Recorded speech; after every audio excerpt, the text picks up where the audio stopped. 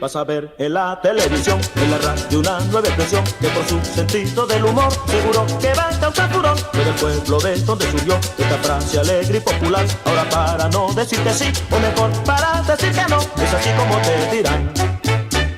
Mira, Cheo, vos estáis diciendo que hay un nuevo refrán que se está haciendo popular. Yo quisiera saber cómo es ese refrán, pero me lo vais a decir con un corito. Y trágata, trágata, trágata, trágata, trágata, trágata, trágata, trágata, trágata, trágata, trágata. Verás cuando vayas a pedir la mujer que ha sido tu ilusión, si lo aceptan tu proposición, ya no te van a decir que sí. Verás cuando vayas a pedir la mujer que ha sido tu ilusión, si lo aceptan tu proposición, ya no te van a decir que sí, es así como te dirán.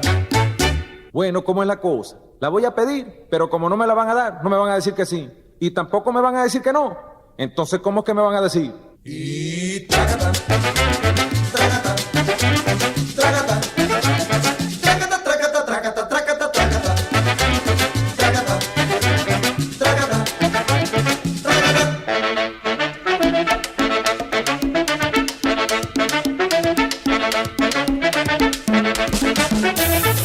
Ay, ay, ay, ay, ay, ay, ay.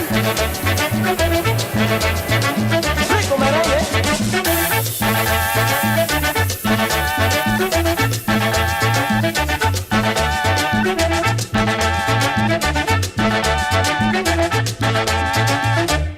Y trágata, trágata, trágata, trágata, trágata, trágata, trágata, trágata, trágata, trágata, trágata. Ahora que ya voy a terminar, a todos los quisiera invitar, si quieren ustedes engrosar este fondo alegre y popular. Ahora que ya voy a terminar, a todos los quisiera invitar, si quieren ustedes engrosar este fondo alegre y popular, es así como lo dirán. ¿Para qué fue? No van a decir nada. Ahora les toca a ustedes. Les toca al pueblo, pues. Y trágata, trágata,